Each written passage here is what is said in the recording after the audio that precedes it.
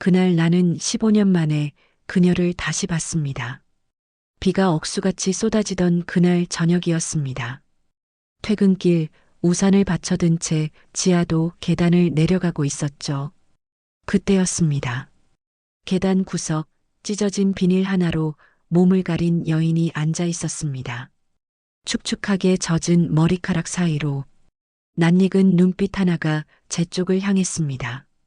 순간 제 심장이 멎었습니다. 설마 그 눈빛, 그 미간의 점, 떨리는 손가락, 15년 전 이혼 서류에 도장을 찍던 그 손이었습니다. 지영아? 제가 그녀의 이름을 부르는 순간 그녀는 놀란 토끼처럼 휙 몸을 돌려 빗속으로 뛰어갔습니다. 지영아, 잠깐만. 저는 무의식 중에 그녀를 쫓아갔습니다. 하지만 그녀는 이미 사람들 틈 속으로 사라지고 없었죠. 빗물에 젖은 손을 움켜쥐고 저는 그 자리에 그대로 서 있었습니다. 나의 첫사랑, 나의 전처, 15년 동안 단 한 번도 연락이 닿지 않았던 그 여자가 왜 저런 모습으로 거리를 떠돌고 있는 겁니까? 여러분, 저는 그날 밤 한숨도 자지 못했습니다. 머릿속에는 오직 하나의 질문만이 맴돌았죠. 내가 뭘 잘못한 걸까? 15년 전 저는 그녀가 저를 배신했다고 믿었습니다. 외도를 했다고, 거짓말을 했다고 생각했습니다. 그래서 차갑게 이혼했습니다. 뒤도 돌아보지 않고 새로운 삶을 살았습니다. 하지만 오늘 비 오는 길바닥에서 그녀를 노숙자로 다시 만났습니다. 그리고 나는 아직 몰랐다. 그녀가 그렇게까지 망가질 수밖에 없었던 충격적인 진실을. 여러분, 이 이야기는 제가 15년 만에 알게 된 한 여자의 희생과 한 남자의 후회에 관한 이야기입니다. 제 이야기가 누군가에게 위로가 되길 바라며 끝까지 들어주신다면 정말 감사하겠습니다. 구독과 좋아요는 이 이야기를 더 많은 분들과 나누는데 큰 힘이 됩니다. 그럼 지금부터 15년 전 그날로 돌아가 보겠습니다. 그날 나는 15년 만에 그녀를 다시 봤습니다. 비가 억수같이 쏟아지던 그날 저녁이었습니다. 퇴근길 우산을 받쳐든 채 지하도 계단을 내려가고 있었죠. 그때였습니다. 계단 구석 찢어진 비닐 하나로 몸을 가린 여인이 앉아 있었습니다. 축축하게 젖은 머리카락 사이로 낯익은 눈빛 하나가 제 쪽을 향했습니다. 순간 제 심장이 멎었습니다.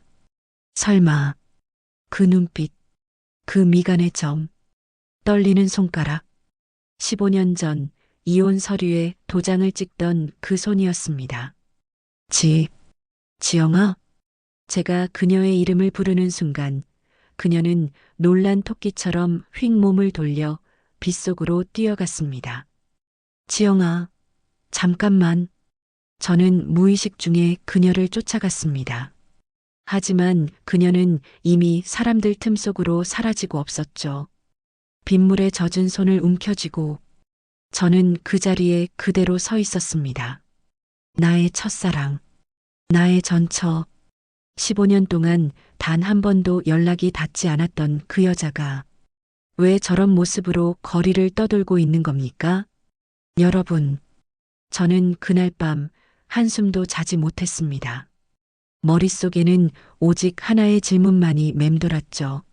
내가 뭘 잘못한 걸까? 15년 전 저는 그녀가 저를 배신했다고 믿었습니다. 외도를 했다고, 거짓말을 했다고 생각했습니다. 그래서 차갑게 이혼했습니다. 뒤도 돌아보지 않고 새로운 삶을 살았습니다. 재혼도 했습니다.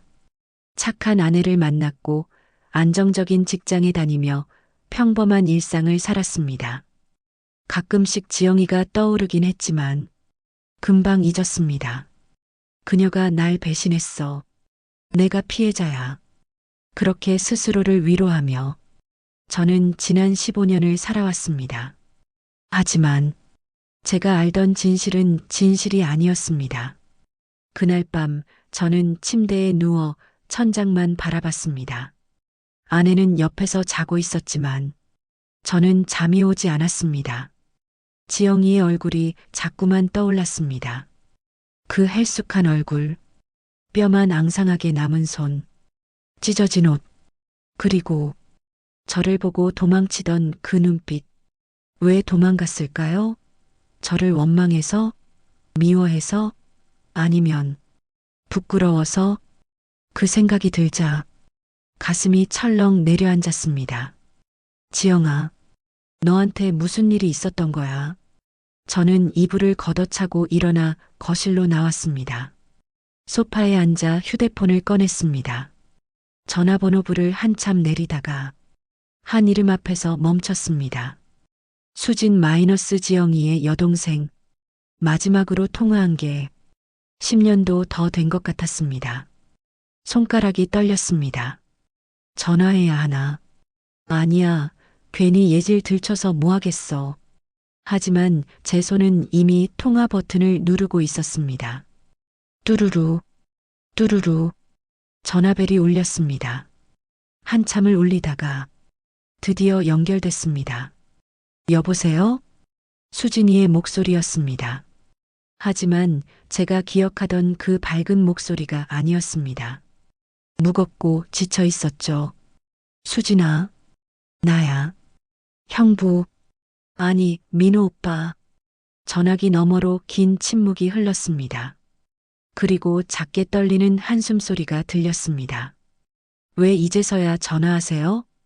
그 한마디에 저는 알았습니다. 제가 모르는 무언가가 있다는 것을요.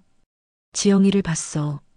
오늘 지하도에서 노숙자 같은 모습으로.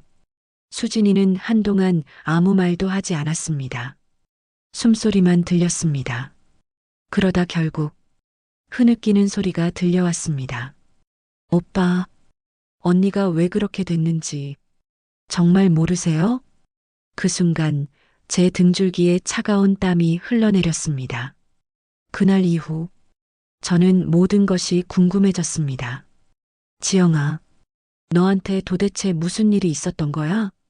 하지만 그 답을 알기 위해선 15년 전 그날로 돌아가야 했습니다. 우리가 사랑했던 그때로, 그리고 모든 것이 무너진 그날로. 이 이야기는 제가 15년 만에 알게 된 한 여자의 희생과 한 남자의 후회에 관한 이야기입니다. 우리는 서로의 첫사랑이었습니다. 지영이와 저는 같은 동네에서 자랐습니다. 초등학교 3학년 때 처음 만났죠. 그 애는 항상 웃고 있었습니다. 가난했지만 그 웃음만큼은 누구보다 부자였습니다. 대학 졸업하고 바로 결혼했습니다. 부모님은 반대하셨어요. 그 집안은 너무 가난하다고. 하지만 저는 상관없었습니다. 지영이만 있으면 됐으니까요. 그런데 결혼 3년째 되던 해였습니다. 지영이의 휴대폰에 낯선 번호로 전화가 오기 시작했습니다. 밤늦게 새벽에 제가 출장 간 날이면 꼭 그 전화가 왔습니다. 누구야? 아무도 아니야. 잘못 걸린 전화래. 하지만 지영이의 표정은 거짓말을 하고 있었습니다. 불안한 눈빛, 떨리는 목소리. 저는 알 수 있었죠. 그리고 어느 날 지영이가 몰래 외출하는 걸 봤습니다. 저녁 9시 화장을 고치고 향수를 뿌리고 누군가를 만나러 가는 모습이었습니다. 저는 그날 지영이를 따라갔습니다. 그녀는 한 카페로 들어갔습니다. 그리고 한 남자와 마주 앉았죠. 저는 유리창 너머로 그 장면을 똑똑히 봤습니다. 남자가 지영이의 손을 잡는 모습을, 지영이가 고개를 떨구는 모습을. 그 순간 제 세상이 무너져 내렸습니다. 집으로 돌아온 지영이를 마주했을 때 저는 이미 이성을 잃은 상태였습니다. 누구야? 그 남자가 누구냐고. 민호야. 그게 아니라. 뭐가 아니야. 내가 다 봤어. 손 잡는 것도 받고. 지영이는 울면서 손사래를 쳤습니다. 하지만 저는 더 이상 그녀의 말을 믿을 수 없었습니다. 그날 밤 저는 처가집으로 달려갔습니다. 장인어른과 장모님 앞에서 소리쳤죠. 지영이가 바람을 폈습니다. 제가 직접 봤어요. 장모님은 그 자리에서 주저앉았고 장인어른은 아무 말도 하지 못했습니다.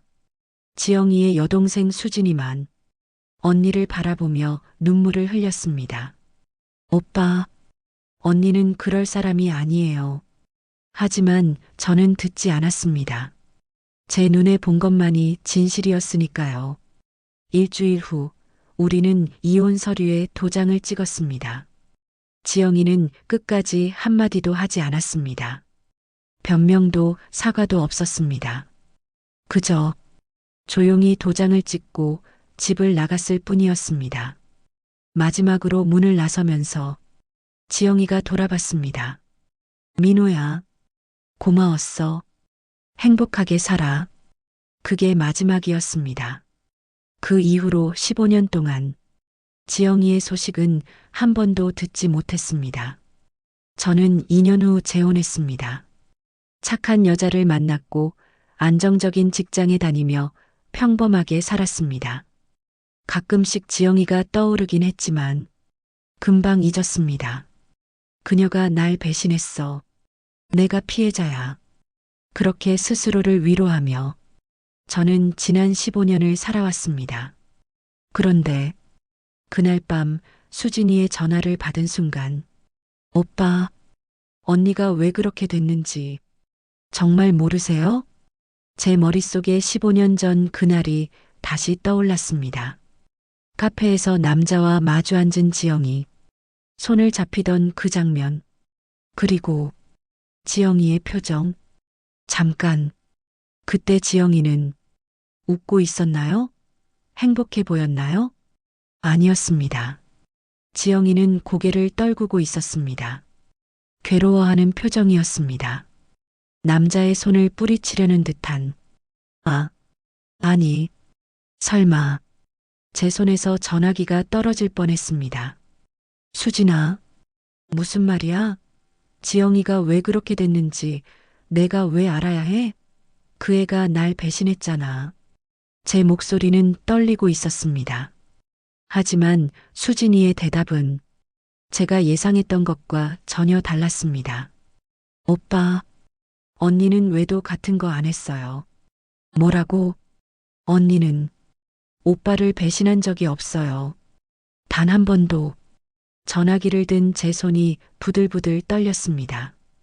무릎에 힘이 풀려 그 자리에 주저앉았죠. 그럼 그 남자는 뭐였어? 카페에서 손잡던 그 남자는? 수진이는 한동안 숨을 고르더니 떨리는 목소리로 말했습니다. 그 사람은 사채업자였어요. 그 순간 제 머릿속이 하얘졌습니다. 뭐라고? 제가 그때 백혈병 진단을 받았거든요. 오빠는 몰랐을 거예요. 언니가 절대 말 안 했으니까. 백혈병? 그 단어가 제 귓속을 파고들었습니다. 수진아, 너 백혈병이었어? 네. 치료비가 3천만 원 넘게 필요했어요. 근데 우리 집에 그런 돈이 어딨어요? 아버지는 일용직이셨고 어머니는 식당에서 설거지 하셨는데 수진이의 목소리가 점점 작아졌습니다. 언니가 은행 대출도 다 막혔대요. 그래서 결국 사채를 쓸 수밖에 없었던 거예요. 사채를? 네. 언니가 보증을 섰어요. 제 이름으로는 안 나왔으니까. 언니가 다 떠안은 거죠. 저는 숨이 막혔습니다. 손으로 입을 막고 그대로 바닥에 엎드렸습니다. 그래서 그 남자가 지영이를 계속 찾아왔던 거야? 네. 돈을 갚으라고. 이자가 눈덩이처럼 불어나서 원금의 2배가 됐대요. 언니는 오빠한테 말할 수가 없었대요.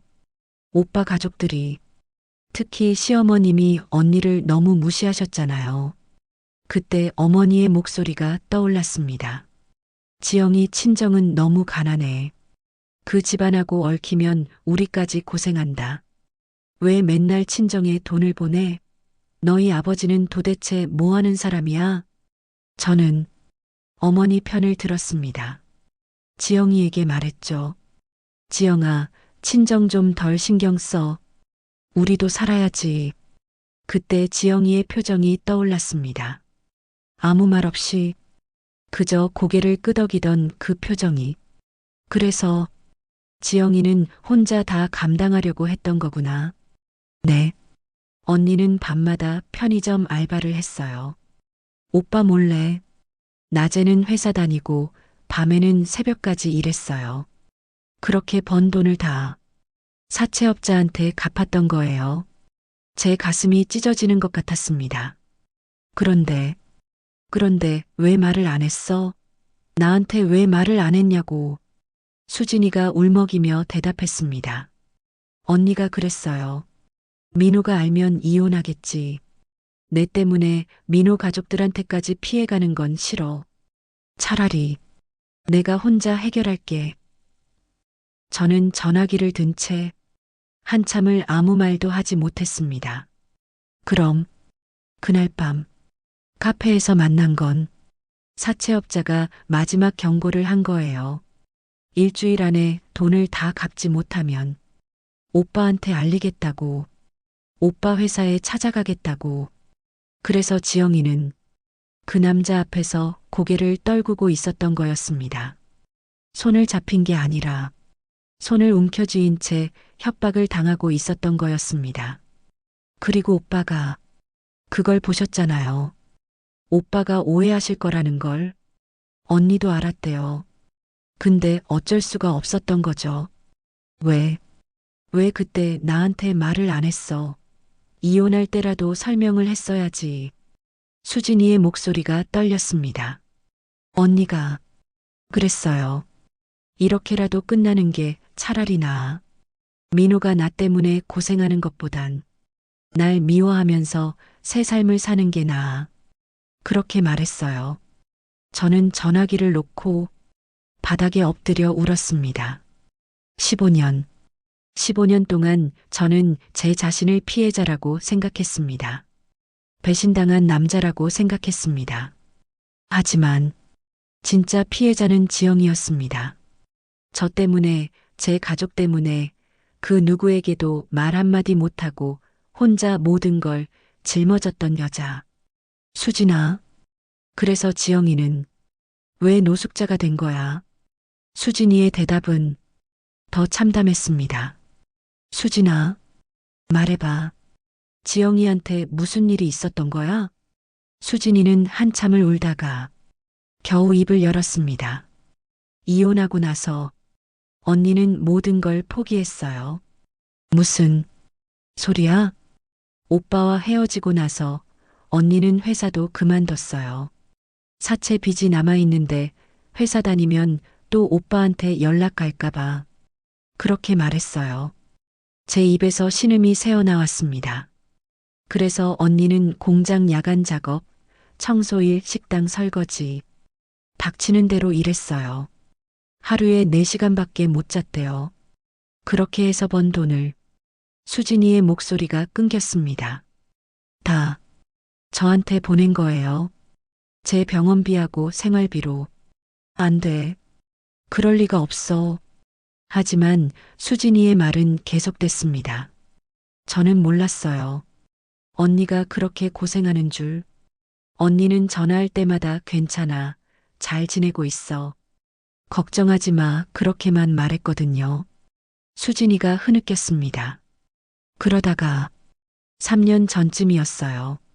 언니한테서 연락이 뚝 끊겼어요. 전화도 안 받고 문자도 안 오고 저는 미칠 것 같았어요. 그래서 찾으러 갔어요. 언니가 마지막으로 일하던 공장에. 거기서 저는 들었어요. 언니가 과로로 쓰러졌다고. 병원에 실려갔는데 입원비가 없어서 그냥 나왔다고. 제 눈앞이 캄캄해졌습니다. 공장 사람들이 그러더라고요.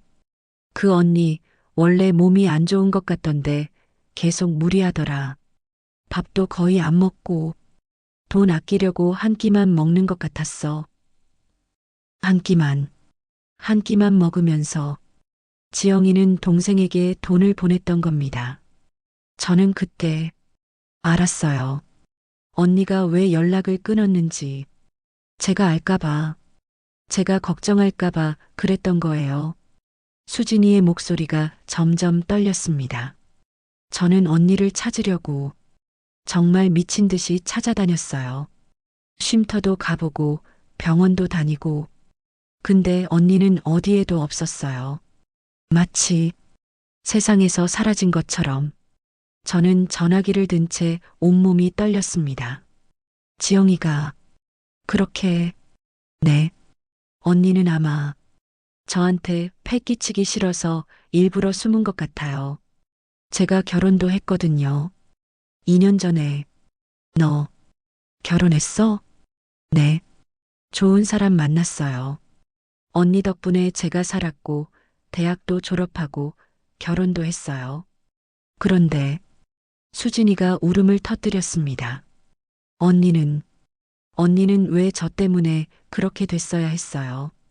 왜? 저는 더 이상 참을 수가 없었습니다. 전화기를 던지고 바닥을 주먹으로 쳤습니다. 지영아, 미안해, 미안해. 제가 그녀를 의심했습니다. 제가 그녀를 몰아냈습니다. 제가 그녀의 인생을 망쳤습니다. 그녀는 끝까지 저를 지키려고 했습니다. 제가 미워하고 제가 새로운 삶을 살 수 있도록 자신을 희생했던 겁니다. 그게 사랑이었습니다. 진짜 사랑은 자신을 내세우는 게 아니라 상대를 위해 기꺼이 사라질 수 있는 거였습니다. 그리고 저는 그 사랑을 15년 동안 몰라봤습니다. 수진아, 내 오빠, 지영이 어디 있는지 정말 몰라? 모르겠어요. 3년째 연락이 없어요. 오빠가 봤다는 지하도로 저도 가봤는데 언니는 없었어요. 제 손이 떨렸습니다. 수진아, 나 지영이 찾을 거야. 반드시 찾을 거야. 오빠, 내가 망친 거니까 내가 책임져야지. 늦었지만 이번엔 내가 지영이를 지킬 거야. 수진이가 흐느끼며 말했습니다. 오빠, 언니 찾으면 제발 잘해주세요. 언니는 오빠밖에 없었어요. 이혼하고도 계속 오빠 얘기만 했어요. 그 말에 제 심장이 찢어지는 것 같았습니다. 전화를 끊고 저는 거울을 봤습니다. 거기엔 비겁한 남자가 서 있었습니다. 15년 동안 행복하게 살았다고 착각했던 남자. 자신이 피해자라고 믿으며 도망쳤던 남자. 이제 달라져야지. 저는 그날 밤부터 지영이를 찾기 시작했습니다. 다음 날부터 저는 출근 전, 퇴근 후, 주말마다 거리를 헤맸습니다. 지하도, 공원, 역 대합실, 노숙자 쉼터, 지영이가 있을 만한 곳은 모조리 다녔습니다. 혹시 이 여자 보셨어요?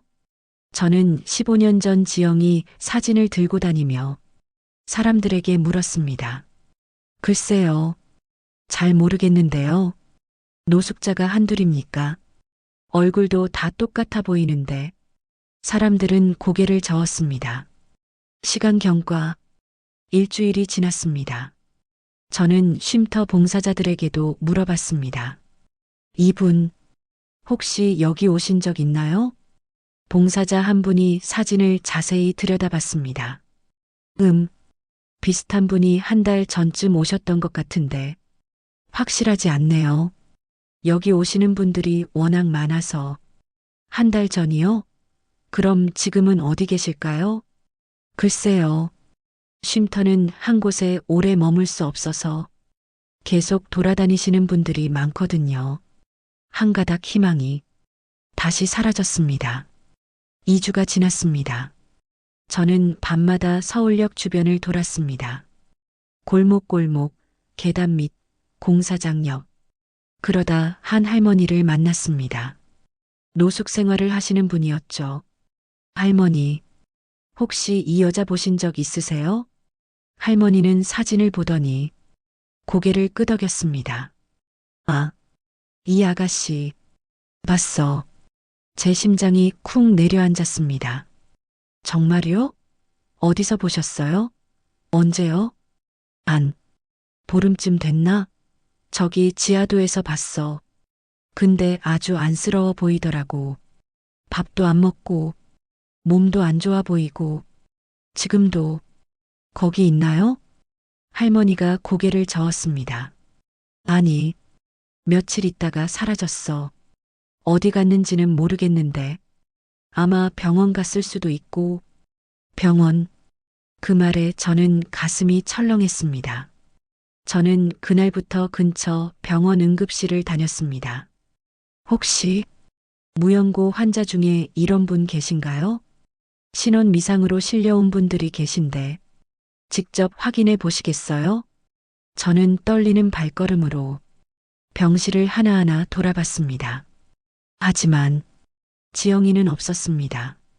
한 달 후, 한 달이 지나도록 저는 지영이를 찾지 못했습니다. 아내에게는 회사 일이 바빠서 늦는다고 둘러댔습니다. 아내는 의심했지만 저는 말할 수가 없었습니다. 어떻게 말합니까? 내가 15년 전에 이혼한 전처를 찾고 있어라고 밤마다 거리를 헤매고 돌아오면 저는 침대에 누워 천장만 바라봤습니다. 지영아, 넌 어디 있니? 제발 나타나줘. 그러던 어느 날이었습니다. 비가 다시 내리던 날, 저는 처음 지영이를 봤던 그 지하도로 다시 갔습니다. 몇 번이나 갔던 곳이지만 그날따라 또 가고 싶었습니다. 계단을 내려가는데 구석에 웅크리고 있는 작은 그림자가 보였습니다. 제 발걸음이 멈췄습니다. 젖은 머리카락, 찢어진 옷, 떨리는 어깨. 지영아, 그 그림자가 천천히 고개를 들었습니다. 그 순간 제 눈과 지영이의 눈이 마주쳤습니다. 15년 전과 똑같은 눈빛. 하지만 그 눈빛은 너무나 지쳐 있었습니다. 민호야, 지영이가 제 이름을 불렀습니다. 떨리는 목소리로 겨우 숨을 쉬는 것처럼. 지영아, 드디어 저는 다가가려 했습니다. 하지만 지영이는 가지 마. 지영이가 손을 내밀며 뒷걸음질 쳤습니다. 지영아, 나야. 나 민호야. 알아. 그러니까 가줘. 지영이의 눈에서 눈물이 흘러내렸습니다. 나 이런 모습 보이고 싶지 않아. 제발 가줘. 안 가. 저는 소리쳤습니다. 절대 안 가. 이번엔 내가 널 지킬 거야. 지영이는 고개를 저었습니다. 민호야, 넌 이제 행복하잖아. 새 가정도 있고. 나는 이미 끝난 사람이야. 아냐, 넌 끝나지 않았어. 저는 지영이에게 달려가 그녀의 손을 붙잡았습니다. 얼음처럼 차가운 손, 뼈만 남은 그 손을. 지영아, 미안해. 정말 미안해. 저는 그 자리에서 무릎을 꿇었습니다. 빗속에서 사람들이 지나가는 지하도 한복판에서 저는 처음으로 진심으로 사과했습니다. 지영이는 제 손을 뿌리치려 했습니다. 민호야, 나 줘. 제발. 하지만 저는 더 꽉 잡았습니다. 안 나. 절대 안 나. 왜 이래? 넌 이제 나랑 상관없는 사람이잖아. 지영이가 울먹였습니다. 상관없는 사람? 지영아. 저는 그녀의 눈을 똑바로 바라봤습니다. 넌 내 인생에서 가장 소중했던 사람이야. 지금도. 그래. 지영이의 눈에서 눈물이 주르륵 흘러내렸습니다. 난 난 이제 아무것도 아니야. 집도 없고 돈도 없고 사람 구실도 못하는데 그게 뭐가 중요해? 저는 지영이의 떨리는 손을 꽉 잡았습니다. 지영아, 수진이한테 다 들었어. 사채 이야기도, 내가 왜 혼자 감당했는지도 다 알아. 지영이의 눈이 커졌습니다. 수진이가 말했어? 응, 그래서 알았어. 내가 날 배신한 게 아니라 날 지키려고 했다는 걸. 지영이가 고개를 떨궜습니다. 미안해. 말했어야 했는데 그때 말할 수가 없었어. 아냐. 미안한 건 나야. 저는 지영이의 얼굴을 들어 올렸습니다. 내가 널 믿지 못했어. 내가 내 편이 되지 못했어. 내가 널 지키지 못했어. 민호야, 지영아, 이제 내가 바로잡을게. 늦었지만 지금부터라도. 지영이가 고개를 저었습니다. 안 돼. 넌 이제 다른 가정이 있잖아. 나 때문에 그 가정을 망칠 순 없어. 저는 이미 결심했습니다. 그날 밤 저는 아내에게 모든 걸 말했습니다. 그래서 나는 지영이를 도와줘야겠어. 최소한 사람답게 살 수 있도록. 아내는 한참을 말이 없었습니다.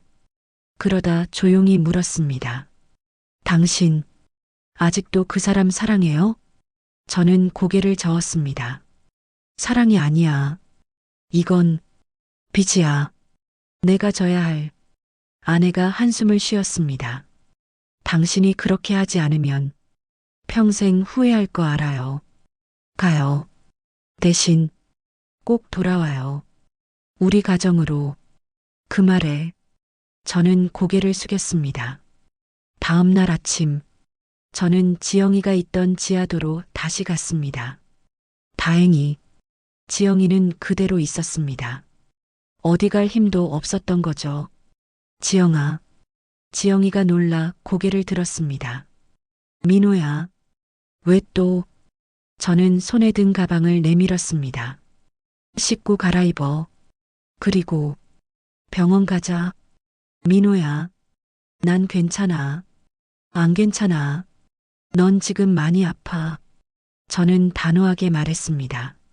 지영아, 내가 15년 동안 혼자 버텼잖아. 이제 내가 옆에 있을게. 그러니까 제발 나한테 기대.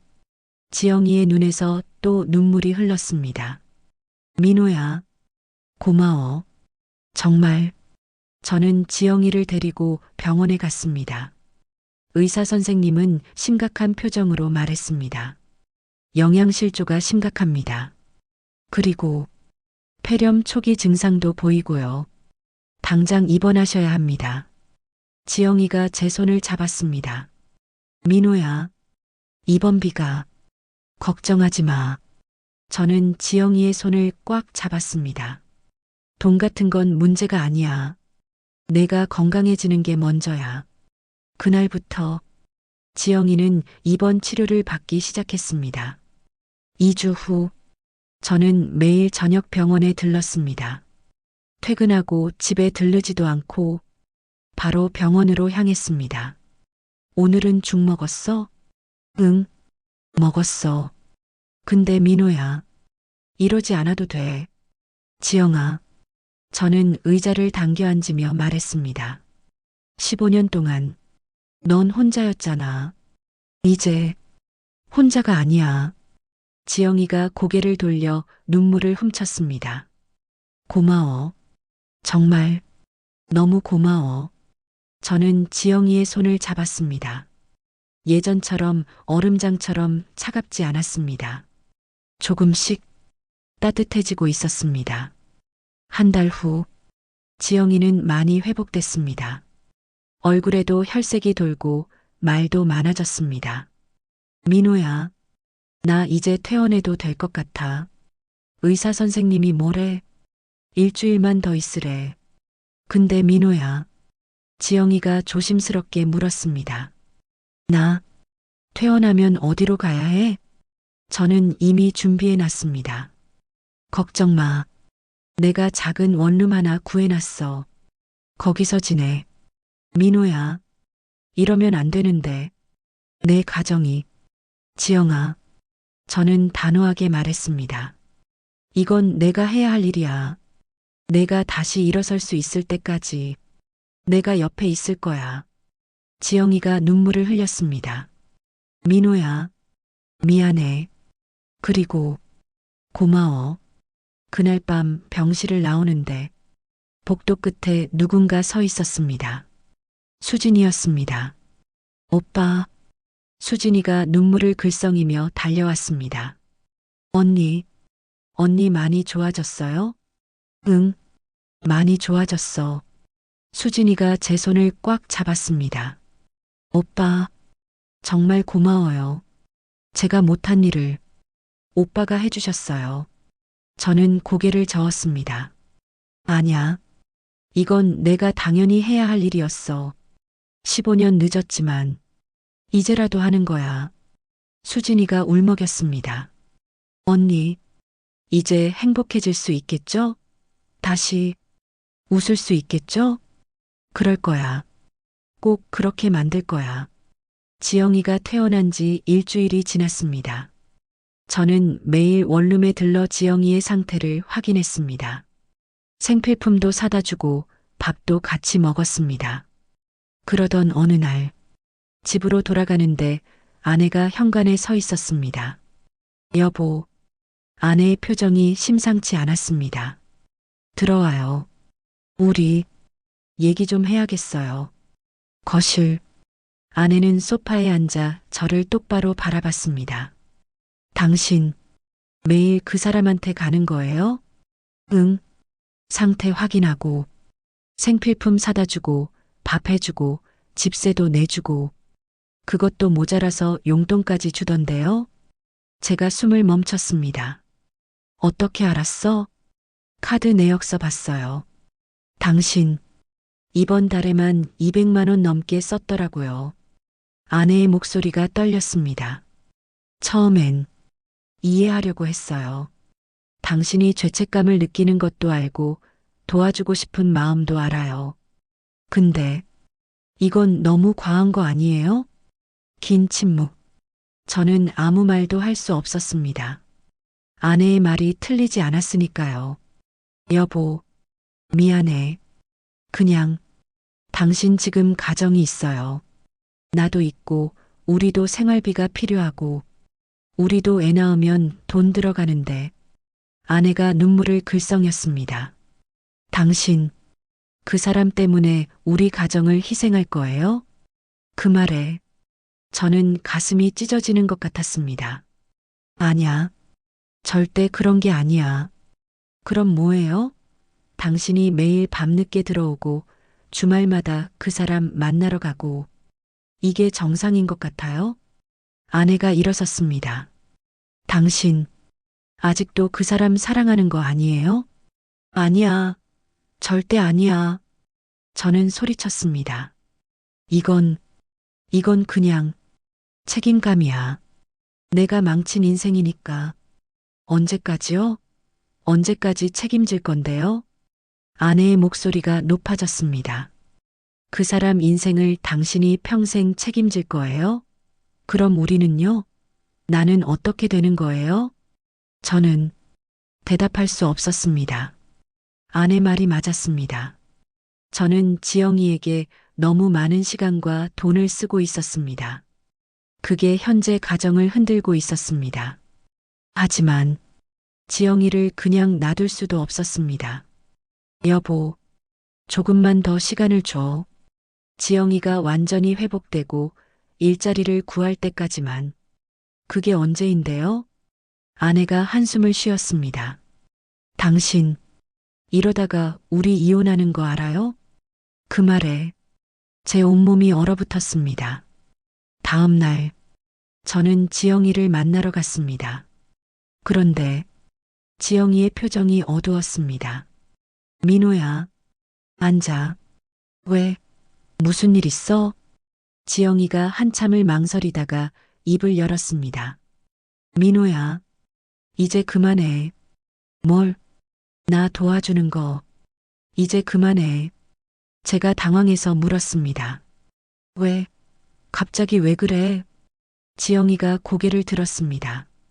눈가가 붉었습니다. 어제 내 아내 만났어. 제 심장이 쿵 내려앉았습니다. 뭐? 여기로 찾아왔어. 그리고 지영이가 떨리는 목소리로 말했습니다. 제발 당신 남편 좀 놔달라고 울면서 부탁했어. 저는 말문이 막혔습니다. 민호야, 나도 알아. 내가 너희 가정을 망치고 있다는 거. 아냐? 그런 게 아니야. 맞아. 지영이가 단호하게 말했습니다. 너는 죄책감 때문에 날 돕는 거야. 그게 나한텐 더 고통스러워. 지영아, 민호야, 나 이제 괜찮아. 많이 좋아졌고 일자리도 찾아볼 수 있어. 그러니까 지영이가 눈물을 흘렸습니다. 이제 그만 만나자. 너는 내 가정으로 돌아가. 저는 고개를 저었습니다. 안 돼. 넌 아직 혼자 살 수 있을 만큼 회복되지 않았어. 민호야. 지영이가 제 손을 잡았습니다. 15년 전에 나는 너를 놓아줬어. 내가 행복하게 살도록. 이젠 내가 날 놓아줄 차례야. 지영아, 그럴 순 없어. 할 수 있어. 나도 했잖아. 지영이가 억지로 웃었습니다. 민호야, 정말 고마웠어. 내가 나한테 해준 것만으로도 난 충분해. 이제 됐어. 저는 아무 말도 할 수 없었습니다. 가슴이 찢어지는 것 같았습니다. 두 여자 사이에서 저는 갈피를 잡을 수 없었습니다. 그날 밤 집으로 돌아온 저는 거울 앞에 섰습니다. 거기엔 갈등하는 남자가 서 있었습니다. 나는 어떻게 해야 하는 거지? 아내를 선택하면 지영이는 다시 혼자가 됩니다. 지영이를 계속 돕는다면 아내를 잃게 됩니다. 저는 어떤 선택을 해야 할까요? 며칠을 고민했습니다. 그리고 저는 한 가지 결론을 내렸습니다. 내가 제대로 마무리 짓자. 저는 먼저 아내를 만났습니다. 여보, 앉아. 내가 할 말이 있어. 아내는 불안한 표정으로 앉았습니다. 미안해. 그동안 당신을 너무 힘들게 했어. 당신, 나는 과거에 사로잡혀서 현재를 보지 못했어. 지영이를 돕는 게 옳은 일이라고 생각했는데 그게 당신한테는 고통이었다는 걸 몰랐어. 아내의 눈에 눈물이 맺혔습니다. 하지만 여보, 나 한 가지만 더 시간을 줘. 마지막으로 제대로 마무리 짓고 올게.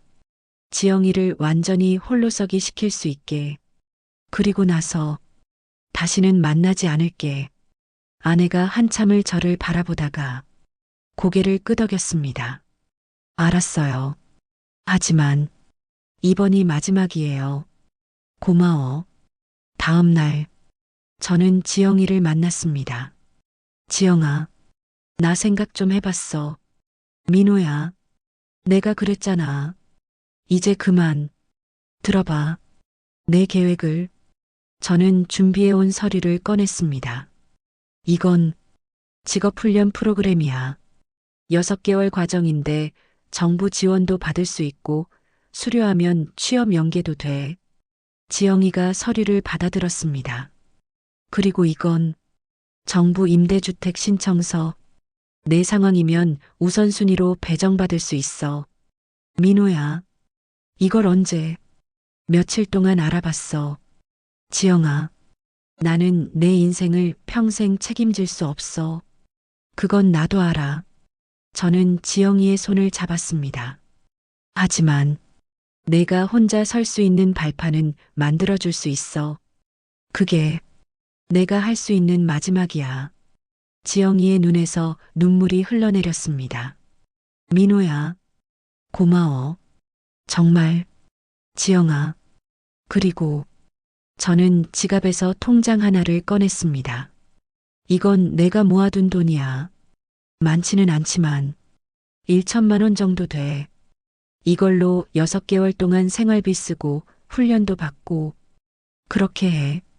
민호야, 이건 너무 많아. 아냐. 15년 동안 내가 혼자 감당한 거에 비하면 아무것도 아니야. 저는 지영이를 똑바로 바라봤습니다.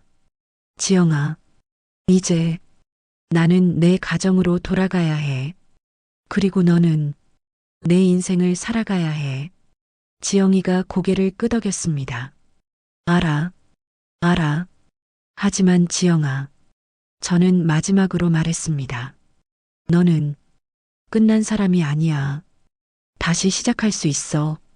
꼭 행복해져.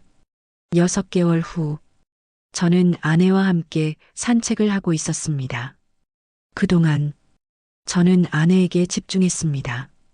주말마다 데이트하고 함께 여행도 갔습니다.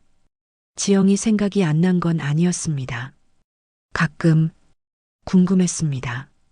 지금 어떻게 지내는지. 그러던 어느 날 휴대폰에 낯선 번호로 문자가 왔습니다. 민호야, 나 지영이야. 오랜만이야. 갑자기 연락해서 미안해. 그냥 소식 전하고 싶어서. 제 심장이 두근거렸습니다. 나 직업훈련 다 마쳤어. 그리고 지난주에 취직했어. 작은 회사지만 정말 좋은 사람들이야. 저는 눈물이 핑 돌았습니다. 임대주택도 배정받았어. 작지만 내 집이야. 15년 만에 처음으로 내 이름으로 된 집. 민호야, 정말 고마워. 내가 없었으면 나는 아마 거리에서 죽었을 거야. 너 덕분에 나는 다시 사람이 됐어. 다시 꿈을 꿀 수 있게 됐어. 이제 나는 괜찮아. 그러니까 넌 내 가정 잘 지켜. 행복하게 살아. 그리고 미안해. 15년 전에 말하지 못해서 진짜 미안해. 마지막으로 사랑했어. 정말 많이. 저는 휴대폰을 들고 한참을 그 문자를 바라봤습니다. 그리고 답장을 보냈습니다. 지영아, 축하해. 정말 잘 됐다. 나도 미안해. 그리고 고마워. 행복해. 꼭 전송 버튼을 누르고 저는 휴대폰을 주머니에 넣었습니다. 이제 정말 끝이었습니다. 아내가 제 손을 잡았습니다. 누구한테서 온 거예요? 옛날 친구. 저는 아내의 손을 꽉 잡았습니다. 여보, 사랑해. 저도요. 우리는 함께 걸었습니다. 봄바람이 불어왔습니다. 새로운 시작의 계절. 지영이는 작은 사무실에 앉아 일하고 있었습니다. 동료가 말을 걸었습니다. 지영 씨, 오늘 저녁에 우리 회식인데 같이 가실래요? 지영이가 환하게 웃었습니다. 네, 좋아요. 그 웃음은 15년 전 제가 사랑했던 그 웃음이었습니다. 여러분, 저는 이제 압니다. 사랑은 때때로 놓아주는 것이라는 걸. 지영이는 15년 전에 저를 놓아줬습니다. 그리고 저는 이제 그녀를 놓아줬습니다. 하지만 그게 끝이 아니었습니다. 우리는 서로에게 다시 일어설 수 있는 힘을 줬습니다. 1년 후, 저는 아내와 함께 병원에 있었습니다. 초음파 사진을 들고 축하드립니다. 건강한 아기예요. 저는 아내를 꽉 안았습니다. 새로운 생명, 새로운 시작. 그리고 같은 시간, 지영이는 작은 카페에 앉아 있었습니다. 맞은편에는 새로 만난 남자가 앉아 있었습니다. 그래서 지영 씨는 어떻게 여기까지 오신 거예요? 지영이가 잠시 망설이다가 조용히 웃었습니다. 긴 이야기예요.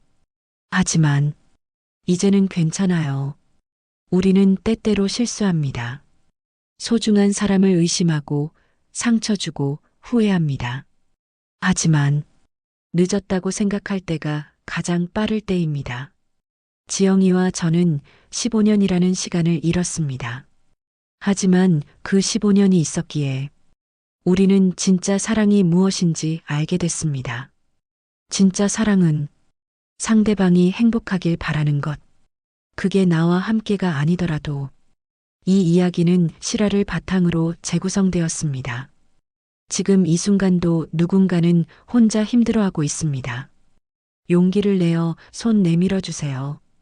그리고 사랑했던 사람에게 미안하다고 고마웠다고 전해주세요. 늦지 않았습니다. 여러분, 긴 이야기 끝까지 들어주셔서 정말 감사합니다. 이 이야기가 누군가에게는 위로가 되고 누군가에게는 용기가 되었으면 합니다. 후회 없는 인생은 없습니다. 하지만 늦었다고 생각하지 마세요. 지금이라도 할 수 있는 일이 있습니다. 사랑하는 사람에게 사랑한다고 말하세요. 미안한 사람에게 미안하다고 말하세요. 그리고 스스로를 용서하세요. 다음 이야기도 준비하고 있습니다. 구독과 좋아요는 이런 이야기를 계속 만들 수 있는 힘이 됩니다. 오늘도 고생 많으셨습니다. 행복하세요. 감사합니다.